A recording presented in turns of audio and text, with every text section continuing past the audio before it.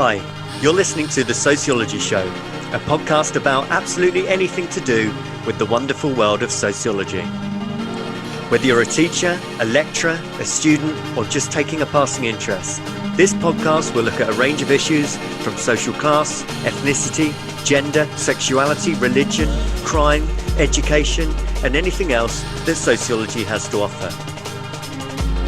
My name is Matthew Wilkin, and each episode I will speak to someone working in the field of sociology and let them explain all about their own interests, their research, and their experiences. So, put your earphones in, turn the volume up, and let's be sociology geeks together, eh? Hello and welcome to The Sociology Show. The Sociology Show podcast is brought to you in association with Tutor2U Sociology, the exam performance specialist for A-level and GCSE sociology students and teachers. And so you can visit their website, which is at tutor2u.net/sociology. And once you're on there, you can get revision guides, you can get flashcards, you can get revision videos and everything else that you need for your A-level or GCSE sociology studies. And so my guest for this episode is Alicia Denby. Alicia, thank you very much for joining me. Thank you very much for inviting me to be on your show. Thank you. Are you in the Manchester area, is that right? Yes, in Greater Manchester. Great. I don't know what it's like up there. It's raining down here. I don't want to make a typical joke about Manchester being rainy, but is it raining where you are? Oh, absolutely. It never stops, does it? So, Alicia, I always ask people to start by telling us a little bit about who they are and what they do, if you don't mind. No, that's absolutely fine. So I'm Alicia, and I am a sociology graduate and soon to be a PhD student in sociology. My research interests are dating, intimate relationships, sexuality, singleness, just anything around the field of intimacy. Really, I was particularly inspired by Dr. Jenny Van Houw, who I understand you interviewed recently. I was her student, and her research really inspired me. So after attending her lectures, I kind of went on a journey to research intimacy and singleness and all those things in the perspective of young adulthood, because it's quite it's a gap in research. Young adulthood isn't very much addressed, so I hope to address that in my research. I'm always a little bit nosy as well, Alicia. Other than being inspired by Jenny, is there any other reason why intimacy, young adulthood, that sort of area, why it interests you? What sort of drew you into that kind of area? I think mainly because a lot of the research that we were learning around, it didn't resonate with me. So when we were learning about the young people enjoying sexual freedom and the hookup culture and all those kind of like demonizing young people and their sex lives, it didn't really resonate with me, because I wanted a relationship for the emotional intimacy, and that was never addressed. So for me, it was trying to flip the narrative and show the other side of things, and think, well, these researchers, yes, it may be true, but what about the rest of us? Where are we represented? So that's kind of where I was brought into the intimate side of things, of thinking about my own lives and my friends and people around me, and how they experience things. And of course I am very nosy, so I always like to find out what's going on in people's lives. There's quite a disconnect, isn't there, between the media representation of what we think is going on and the reality, and that, you know, there is this suggestion that we're in this wild kind of hookup culture, but actually a large percentage of people are just looking for a standard, whatever standard means, normal relationship, aren't they? Absolutely. I think in a lot of the research, it's shown that young people just want to hook up. It's all about Tinder, and its primary motivation is sex. And of course, for a lot of people, that is true. But there are some people who are looking for more of an emotional bond. And I studied both in my undergraduate dissertation and postgraduate dissertation. I studied young people who were actively dating, so single people, but who were dating, and asked them those questions of what do you use it for, what your experience is, and they repeated the same things. They were looking for that romantic relationship. It was sometimes it was a hookup, but sometimes it was more. And I think there's a real, like you say, disconnect between what is shown about young people and what is experienced. So I like to bring that to life and show the nuances of being young and single and trying to navigate Tinder. Yes, yeah. So let's get stuck into your research a little bit further, then, Alicia. And what's really going to stand out is your research is based on Love Island, isn't it? Which I Yes. know we were just mentioning that at the time of recording, we're about to go into the new series of Love Island. I'm not sure what we're on to, series 7, maybe. Yes. And so it's probably going to take over many people's lives over the summer period, and certainly take over Twitter as well. So do you want to tell us a little bit more about your research? Absolutely, yeah. So I came about researching Love Island because I actually attended a symposium during my master's where the editors of the journal, Dr. Sophie Woodward and Dr. Laura Fenton, held a symposium about Love Island. They kind of put forward that they were interested in Love Island sociologically, and we just had a discussion. And within that, I got lots of ideas, and my main idea was how gender is performed and shown in Love Island. So then when it came to the journal being published, I put forward my research to be considered. So that's how it came about.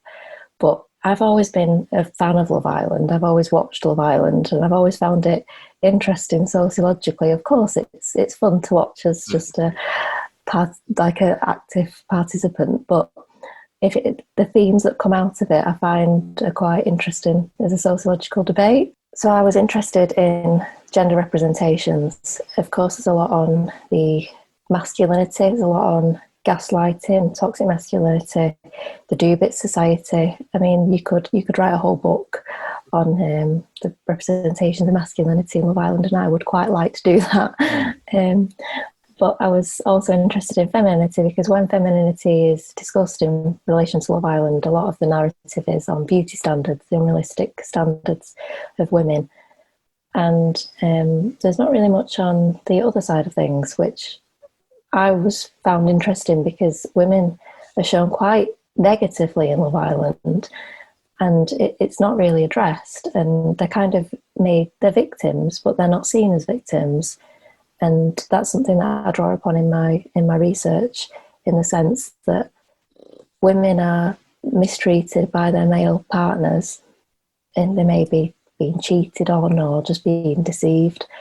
But then when women have that emotional reaction to it, when they naturally argue, when they show disapproval, it's shown as excessive and out of control, and they're crazy, they're paranoid. And you find that in a lot of the instances, particularly in the case of I think it was Jordan and Anna, that he puts it all on her, like, oh well, this is what I mean, you're crazy, like, look at you. And to use that stereotype to then further excuse his behaviour and also gaslight her into thinking that's her own fault. So I think it's a real problem, and I'm hoping that in the latest series that we don't see much of that. But I can't say that I would be surprised if we do, because so far every series there's been instances where if you analyse it on a deeper level, it is quite problematic. But it's because it's for entertainment purposes. It's attracting ratings. They're having a showdown. It's explosive, and these are people's lives, and they're being made to feel like they're crazy. In these relationships, women suspect their partners of cheating or being deceitful, but the partners will then make them feel like they're going crazy and use their emotionally charged reactions to give weight to the idea that they are crazy. So the biggest example of that I found, and it was actually spoken about in the media at the time, so fortunately it was picked up on, was Adam Collard and Rosie Williams.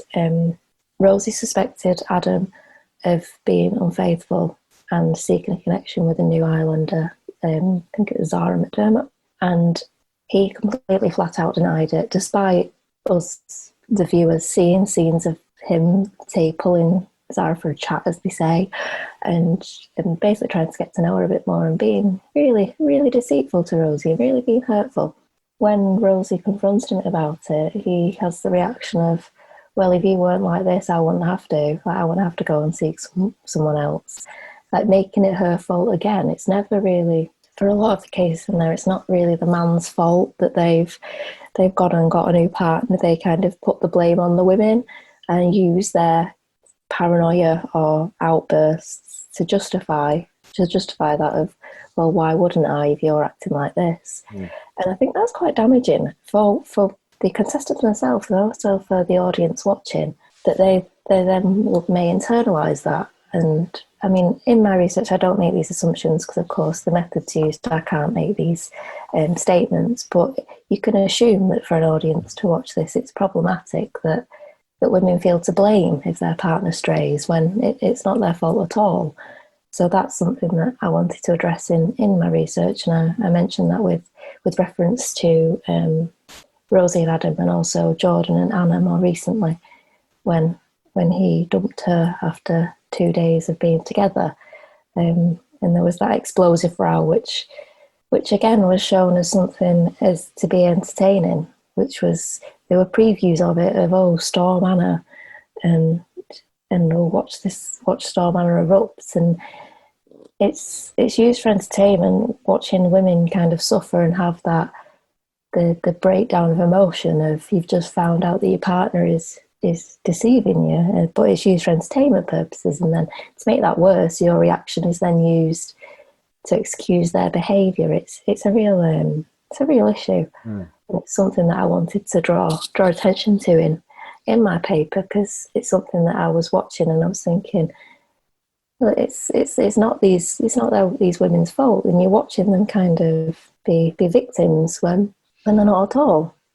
So I'm going to play devil's advocate on purpose, because Okay. I'm just trying to think what the media often say. So on one hand, we can say it's the way it's edited, it's the way that the women are being portrayed, and the argument often is, well, no, it's reflecting what actually happened. If you didn't do it, we can't show it, that kind of thing.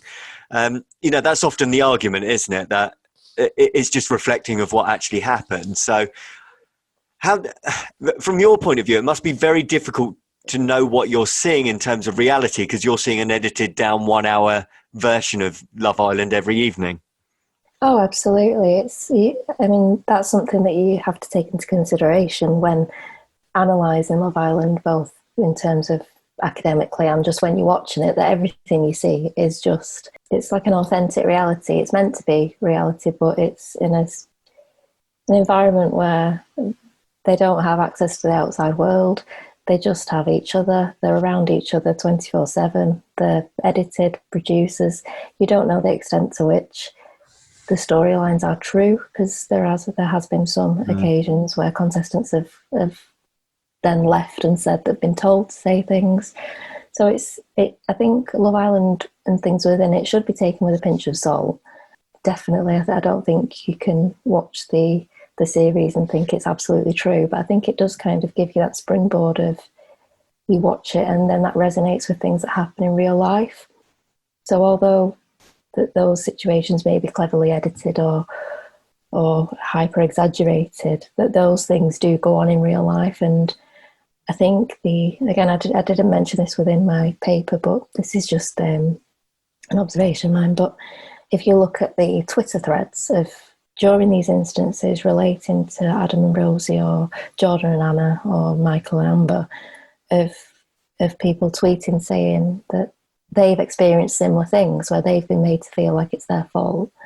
And I think it also sheds light on those things. It may not be completely accurate or real, but it opens that dialogue and kind of exposes the audience to these themes to then reflect on.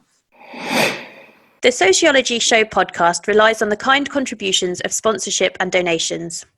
If you enjoy the show, then you can help with the hosting costs by donating as little as £5 on the GoFundMe page. Simply visit uk.gofundme.com and search for The Sociology Show. If you can donate, then you will be sent a Sociology Show pen as a small thank you for your continued support of the show. One of the things you mentioned is about just how kind of heteronormative the roles are, aren't they? So they not only portray women in the kind of stereotypical, irrational way, but everything about the show is very heteronormative, isn't it? In terms of what is masculinity, what's femininity. even to the extent the guys are supposed to ask the girls out and supposed to take them out and so on. It's very stereotypical, isn't it, as a show? So absolutely, as I've previously mentioned, I'm heavily inspired by Dr. Jenny Van Houff, and my research focuses on how heteronormative roles have adapted in relationships and the extent to which they actually have. Because research suggests, I mean, the transformation of intimacy would suggest that relationships are so diverse now that the roles are kind of mixed and there's more nuance. And I would like to believe that, but I do think to an extent that those traditional roles do exist, and Love Island is a perfect example of that. Of that, despite the freedom that we have, those roles are rooted so deep that they're always returned to. For instance, the girls do wait for the men to do these ritualistic confessions of love. Yes. I mean, they're asking you out on a date. I think it was was it Cady and Scott, when he put in a tea towel, he wrote out "Will you be my girlfriend" through towels, and then put her on the balcony. It was a big display of asking them out, and the girls never, as far as I'm aware, I mean, I've watched every series, but I can't recall a time where the woman has taken the lead and asked. It always seems to be the men that make these excessive displays, and just it's the men that confirm the relationship as well. It's always seems to be the men that have that power in the relationship. And also to bring me on to the other side of my paper, the sexual double standard is present within it. The heteronormative ideal of the sexual standard is men have an active role and women take a more submissive role. And I mean, that's shown in the Do-Bit Society, the men congregating every day to discuss what's gone on the night before. Meanwhile, when women discuss their sex and their sex lives, they're deemed man-eaters and threatening. And I mean, even now, if you think of, I mean, people who have watched Love Island who may be listening to this would immediately pick out the man-eaters would be Megan Barton Hanson and Maura Higgins, because they're the two sex-positive women that have been shown in Love Island, who are quite open and discuss their sexuality. But I think it's problematic in the sense that that's deemed as a bad thing, that because they discuss sex, that's bad, but men can have the Do-Bit Society and that's seen as entertaining, and you get T-shirts made out of with DBS wrote on it and things like that. It's celebrated, whereas the women are demonised for it. And I think that's the biggest example of the inequality that exists within these heteronormative roles.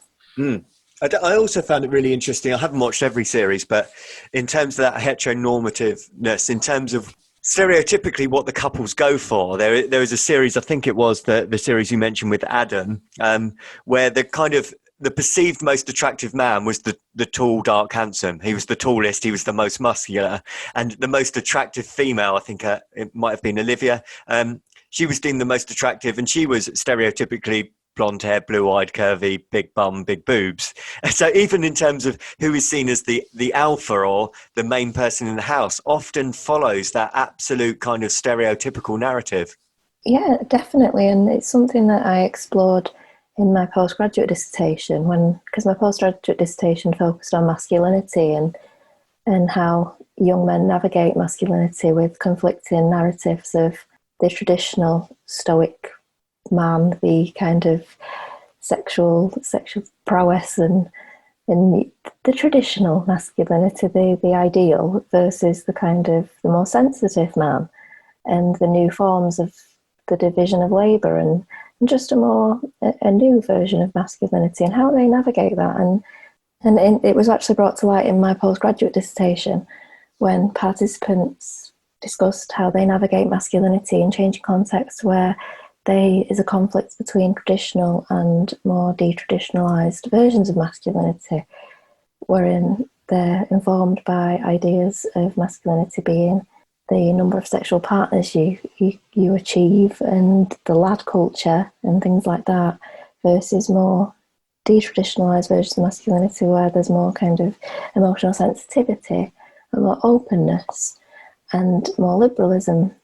And they kind of discussed how they found it difficult, and watching things like Love Island, watching shows like Love Island and seeing masculinity, that it's the guys who adhere to the traditional values, who are sexually, they have sexual prowess, they're muscular, they adhere to this lad culture, that they're the ones who have the most success. And it's almost the participants themselves called upon the narrative that the nice guy doesn't finish last. Like, it's, they never get the girl being the nice guy. They're often told that they're too nice, or they're more like a friend than a romantic partner, and they called upon Dr. Alex George to represent that. Because in that series, he was continuously friend zoned because he was a nice guy. He didn't talk about women in a negative way. He didn't adhere to the lad culture.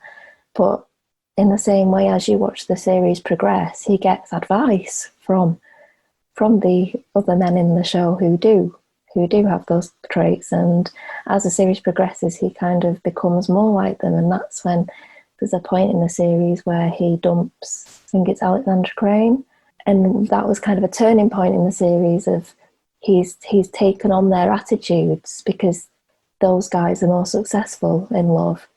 And it was quite sad to see that he didn't get the girl from being just a nice guy. He had to take on these attitudes of the lad culture and being more confident and more assertive and more sexual. And I think it does create an interesting dialogue around masculinity and perceptions of masculinity in Love Island, and the same with femininity. Like the girls who are more attractive have the most partners, and it's sad to see some of the contestants, when they're selected last or they're not very lucky in love, that informs their sense of self, which I think is really sad to see, and is a reason that I think Love Island has its problems in that it could create a lot of confidence issues for its contestants who aren't so lucky in love.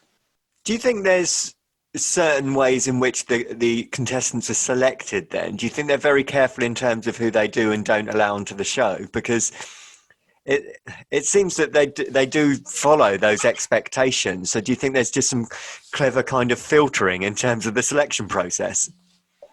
I think there definitely is. I mean, if you look at the lineup that's been released this series, we were told it would be diverse and more representative of the population, but they're all conventionally attractive. They're all regular size, athletic, and I just it was disappointing but not surprising when the lineup was released that the people who were selected are conventionally attractive people who do fit the mold, who fit the elite level of attractiveness. That I would like to see more diversity, more people that actually look like the UK population, because it's damaging. I think it's when audiences watch this show and they see these girls, and men as well, because a lot of the discussion is on women and the beauty standards of women, but men as well. The men are all athletic. They've all got six packs. They're all attractive, and I think when you look at contestants in the past who have been on Love Island, from the top of my head, I recall Jack Fincham. He didn't have a six pack, and he was deemed unattractive because of it, and that would then create issues when you're watching that, thinking, well, I look like him, and he's being told he's unattractive. So what does that make me? So I do think that's a real issue, and it's sad that we're in this 2021 and we're still 7 series later. We're still relying on these outdated ideals of the elite attractive, and it's really sad. And I just hope that, as they always do, they have newcomers throughout the series, that hopefully they're a bit more diverse, and actually represent the population. I mean, again, I'll play devil's advocate again, because I'm just trying to think what I've heard interviews with the producers and the sort of team behind Love Island before, and they always claim, well, they've never tried to be anything else. They're not trying claiming to be an intellectual show or push the boundaries of representation. It is what it is, to use a Love Island expression. It is what it is, and it doesn't claim to be anything else. It is a show about beautiful people, and a dating show which we tap into. So do you think that's justified if they say, well, it is what it is, and it's not trying to be anything else? Definitely. I think Love Island is famous for its aesthetic. It's sexy singles, as they say. They're attractive, they're young, they're fit. So I think it's, like I say, when the lineup was released, it was disappointing but not surprising. And I think they've established this brand based on the images the contestants they select. So I understand why they maybe don't change the narrative, because if they did make it more inclusive, it maybe lose its sparkle. But I just think in the era that we're in, I do think there could be a bit more diversity. I think it would be, especially with the mental health campaigns that they put forward, actually recognising that the impact that they can have on the audience, that would be favourable. But again, it is their brand. I do understand that they're selling this ideal. They're selling it's this commodified love, isn't it? It's these perfect people looking for the perfect relationship in Mallorca. It's meant to be elite. So I do understand it. I just, as a viewer, I would like to see more people who look like me rather than supermodels, because it can, as a viewer, you look and you think, oh, wish I looked like her. But then you have to remember that they are chosen for this show, and they should be treated, I think, as celebrities. And I think it should be kind of understood by audiences that these are chosen for what they look like. It's not meant to be representative, and that would go a long way. Agreed.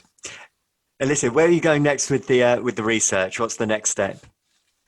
Well, I'm beginning a PhD in October, and that will study singleness. It's actually funded by the Levenshulme Trust, and it's on singleness and the city. So it's how single people are excluded from the urban space. Again, following the channel of heteronormativity, and how heteronormativity can be perpetuated in the design of the city, and how actual single people experience the city because of that. So that's the next steps, and I'll be studying that at Manchester Metropolitan. So that's where I'll be going next with my research. Excellent, thank you. And where can people find out more about the bit that you wrote about Love Island? It's online, isn't it? Yes, it's online. It's on Frontiers. It's Frontiers in Sociology, and it's the Love Island edition. Excellent, thank you. Well, Alicia, thank you very much for talking to the show today. It's going to be very interesting as we enter Love Island time during the summer, and expect to see a lot more tweets and a lot more outrage and discussion going on Twitter and other platforms over the next month or so. Absolutely. I'm looking forward to the discussions ahead. Brilliant. Thank you so much for your time today, Alicia. I really appreciate it. No, it's been my pleasure. Thank you for inviting me on. Thank you. Bye now. Thank you. The Sociology Show podcast relies on the kind contributions of sponsorship and donations. If you enjoy the show, then you can help with the hosting costs by donating as little as £5 on the GoFundMe page. Simply visit uk.gofundme.com and search for The Sociology Show. If you can donate, then you will be sent a Sociology Show pen as a small thank you for your continued support of the show. Thank you for taking the time to listen to the podcast. If you would like to contact the show or be interviewed, then please email the sociologyshowpodcast@gmail.com.